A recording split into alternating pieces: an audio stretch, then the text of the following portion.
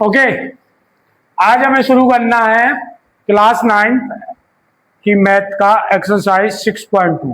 Last class में हमने 6.1 की थी, उसके क्वेश्चन नंबर 5 और 6 को किया था और दोनों ही क्वेश्चन बड़े इंपॉर्टेंट थे और टफ भी थे और इंपॉर्टेंट भी थे। और जब हमने क्लास ऑफ की थी तब हमने कुछ इंपॉर्टेंट चीजें भी पढ़ी थी कि जब दो पैरेलल लाइन को एक ट्रांसवर्सल लाइन काटती है तो उनके बीच बनने वाले कौन कौन से एंगल किस किस के इक्वल होते हैं। है याद कि नहीं? याद कीजिए, हमने पढ़ा था लास्ट क्लास में, यदि दो लाइनें पैरेलल हैं और उन्हें एक ट्रांसवर्सल एक तिर्यक रेखा काटती है तो उनके बीच कुछ एंगल बनते हैं। उन एंगलों के नाम रखे थे हमने, ठीक? ये 4 एंगल ऊपर और 4 नीचे, टोटल कितने एंगल बने? 8। तब हमने पढ़ा था कि यदि पैरेलल लाइन के अंदर अंदर वाले जो एंगल हैं लाइक 4 और 5, 3 और 6, इन दोनों का जो सम होगा वो कितना होगा? 180 डिग्री। जब दो लाइनें पैरेलल होती हैं तो उनके अंदर अंदर के इंटीरियर एंगल का सम कितना होता है? 180 डिग्री। इसी तरह हमने देखा था एंगल 1 और एंगल 3, एंगल 2 और एंगल 4, एंगल 6 और एंगल 8, एंगल 5 और एंगल 7, ये आपस में इक्वल होंगे आमने सामने। 1 किसके इक्वल होगा? 3 के। 2 किसके इक्वल होगा? 4 के। 6 किसके इक्वल होगा? 8 के। और 5 किसके इक्वल होगा? 7 के। रीजन क्या था, बताएगा कोई? Vertically opposite angle. जब दो लाइनें एक दूसरे को काटती है तो उनके आमने सामने बनने वाले एंगल आपस में इक्वल होते हैं।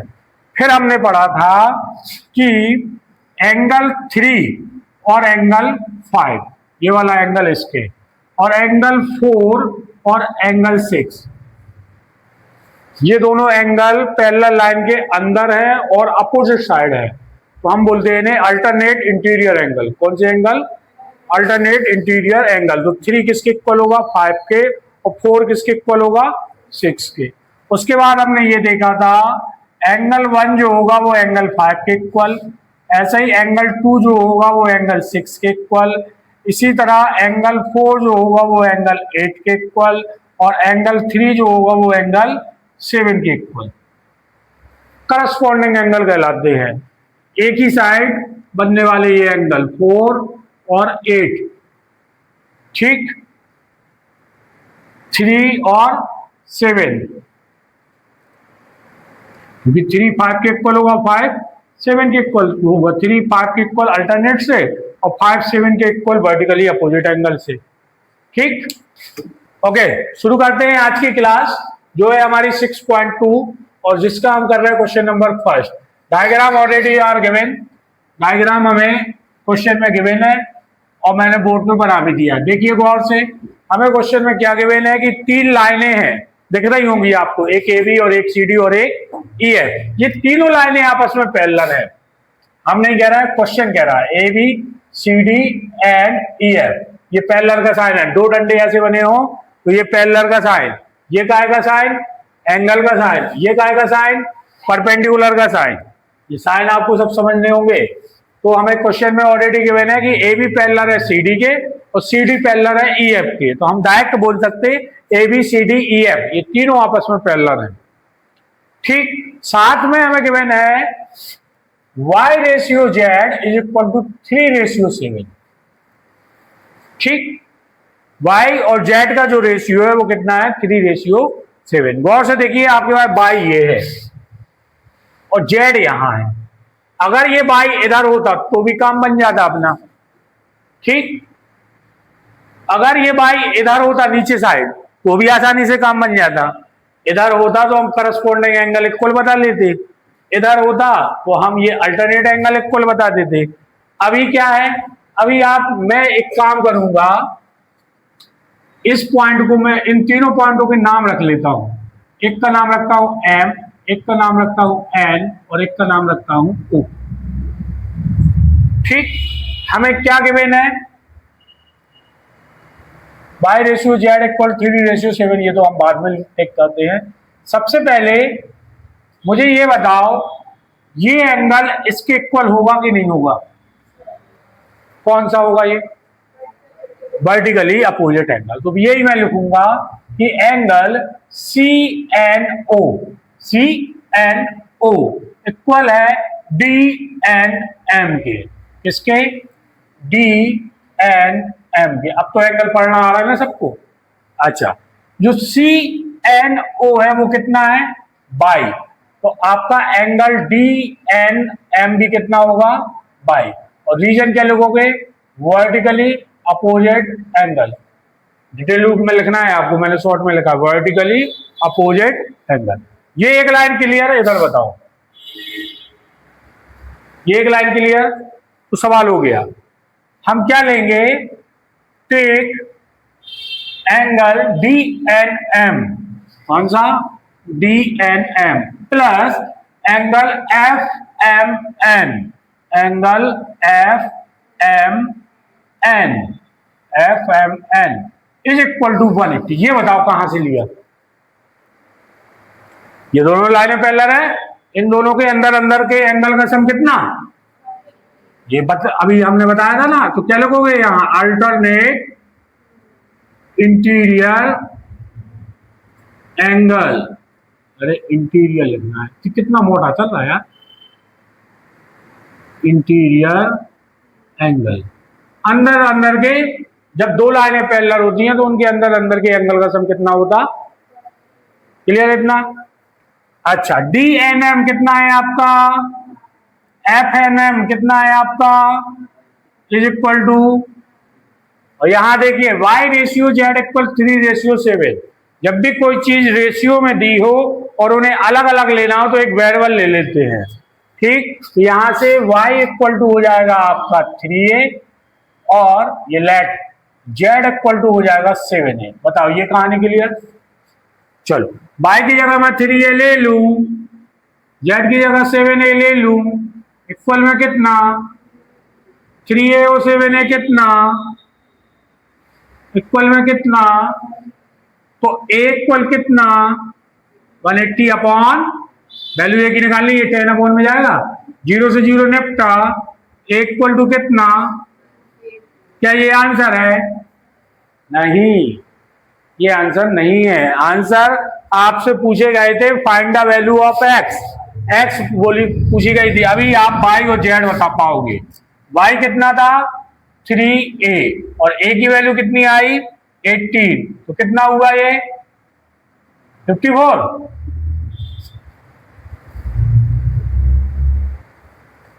z कितना था? 7a, 7 इंटू a की वैल्यू 18, मल्टीप्लाई कीजिए 7 का, 126। चेक भी कर लो दोनों का सम 180 है कि नहीं है। हमसे क्या पूछा है? x। हमसे पूछा क्या है? यहां लिख लो find the value of x। चलो, अब कोई बताएगा x कैसे निकालोगे? और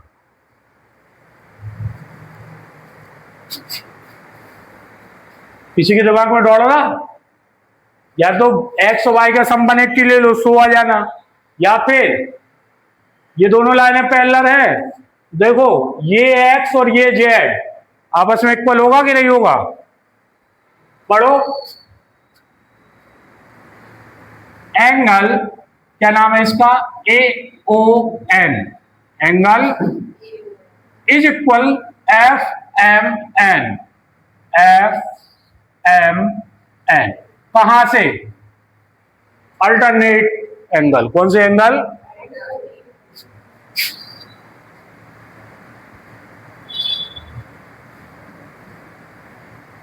ये अल्टरनेट नहीं थे, और ये ओनली इंटीरियर एंगल थे। अल्टरनेट यहां लिखना है, इंटीरियर मतलब अंदर अंदर के एंगल का सम। यहां ओनली इंटीरियर एंगल लिखना, यहां लिखना alternate interior angle. Alternate interior angle. ठीक, AON की वैल्यू कितनी है? x। FMN की वैल्यू कितनी? z। और z की वैल्यू आप कितनी लाए हो? 126। इसलिए x की वैल्यू भी कितनी आएगी? क्लियर? नोट करो। और ये हम तब लगा पाए जब ये साइड है पैरेलल गिवन थी। अगर ये पैरेलल गिवन नहीं होती तो ये चीजें हम नहीं लगा पाते, इतना ध्यान देना। ठीक, अगर एक साइड ऐसी आड़ी है और एक ऐसी है और ऐसी लाइन है तो हम क्यों जिन दो जिनको समसन ने 180 बताओ तो हम लग दे तो गलत हो जाएगा।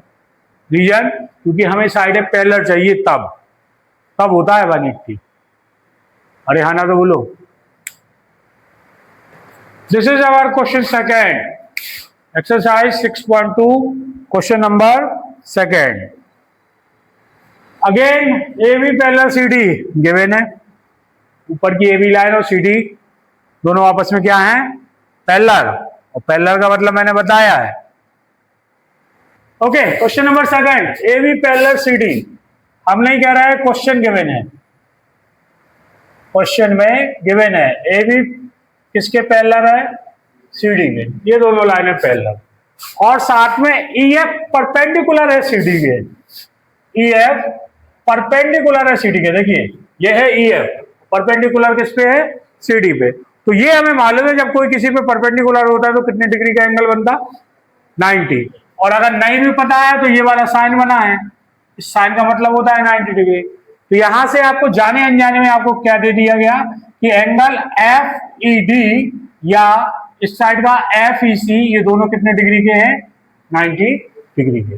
आगे देखिए एंगल जी ई डी, जी ई डी ये पूरा कितना गिवन है, 126। एंगल जी ई डी कितना गिवन है, 120। क्लियर। पूछा क्या है भाई साहब, पूछा है कि फाइंड करो एंगल ए जी ई। कहां है, ए जी ई मतलब ये फाइंड करना है। फिर क्या फाइंड करना, जी ई एफ मतलब जी ई एफ ये फाइंड करना है। ठीक है, दो गए एंगल जी ई एफ। तीसरा क्या है भाई साहब, एफ जी ई, एफ जी ई ये फाइंड करना है। एंगल एफ जी ई, ये तीनों फाइंड करना। बताए, कौन बताएगा कैसे फाइंड करना।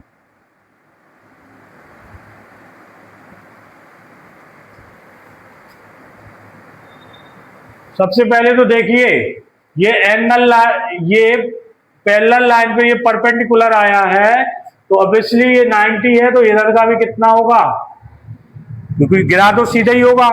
अगर वैसे समझ में नहीं आ रहा तो ऐसे समझ लीजिए कि ये दो पैरेलल लाइन और ये लाइन ट्रांसवर्सल का काम कर रही, तो ये एंगल और ये एंगल आपस में इक्वल होगा। कहां से, अल्टरनेट एंगल से। कहां से, तो एंगल एफ ई डी 90 है तो आपको angle G F E B कितना होगा, 90। यहां लिख दीजिए अल्टरनेट एंगल। कौन सा एंगल, अल्टरनेट एंगल। मिल गया एक एंगल। चलो इसी तरह ये देखिए टोटल गिवन है ये 126 और यहां का गिवन है, तो ये पता चल जाएगा पहला आंसर। क्या लोगे आप, take angle G E D जो कितना गिवन है, 126। ठीक, अगर मैं एंगल जी ई एफ निकालने की कोशिश करूं तो ये कैसे निकलेगा, जब पूरी जी ई डी में माइनस कर दूं एफ ई डी। पूरी जी ई डी कितनी है, एफ ई डी कितनी है, दोनों को माइनस किया, एंगल जी ई एफ कितना आया, करो माइनस 26 वो 10 20 36। बोर्ड से दिख रहा, ये 90 है और ये कितना आ गया 36। दो चीजें क्लियर। अब ट्रायंगल के तीनों एंगल का सम कितना होता है पढ़ा है एंगल सम प्रॉपर्टी। किसी ट्रायंगल के तीनों एंगल का सम कितना होता, तो तीसरा जो एंगल है ये वाला, ये यहां से आएगा। और हम कौन सा ट्रायंगल लेंगे, टेक ट्रायंगल। ट्रायंगल आपके पास एक ही है, GFE। कौन सा, GFE। इसके तीनों एंगल का सम कितना, 180। पहला एंगल क्या है आपका, पहला ये वाला FGE जो निकालना है, दूसरा ये वाला GEF, तीसरा ये वाला FED। इन तीनों का सम कितना, रीजन क्या, Y एंगल सम प्रॉपर्टी,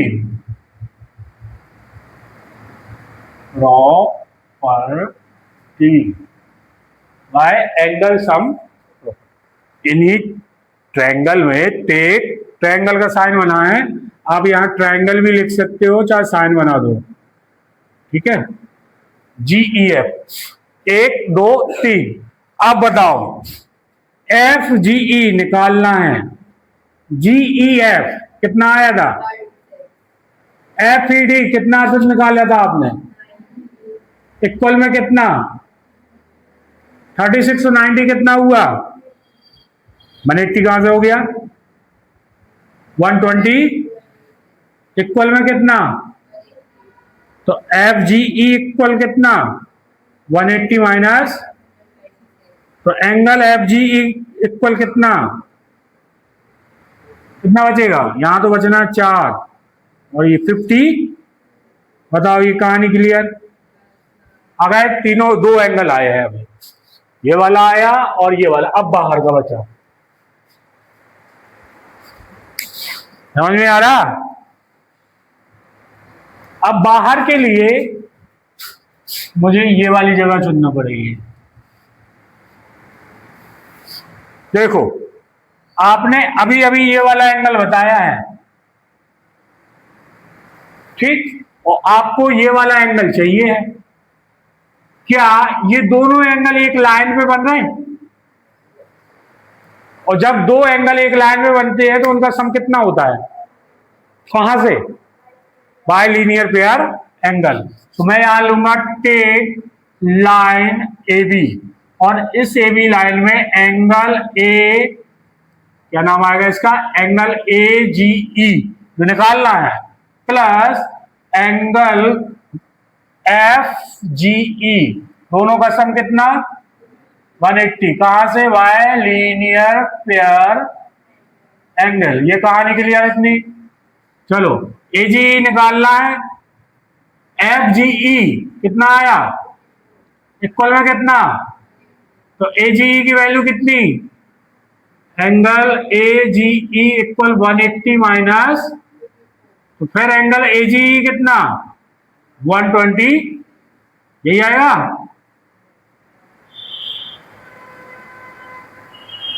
अब आप देखो ये लाइन से यदि बचना होता तो आप डायरेक्ट भी बोल सकते थे, आपको ये गिवन था गिवन 126, ये दोनों लाइनें पैरेलल थी, तो जब ये ट्रांसवर्सल की तरह काम कर रही तो ये एंगल और ये एंगल आपस में इक्वल होंगे कि नहीं होंगे, अल्टरनेट एंगल है कि नहीं। तो ये 126 है तो ये कितनी होनी चाहिए, आया भी है। तो आप ये डायरेक्ट एक लाइन में लिख सकते थे, ये काम से बचने के लिए, ये काम ना करना हो तो डायरेक्ट लिख सकते थे। रीजन क्या लिखते, अल्टरनेट एंगल। रीजन क्या लिखते, समझ में आ रहा कि नहीं, नोट करो। तो ये थे हमारे क्वेश्चन नंबर फर्स्ट और सेकंड। मिलते हैं नेक्स्ट क्लास में आगे के क्वेश्चनों के साथ। कोशिश करेंगे आगे के क्वेश्चन लगाने की। Thank you.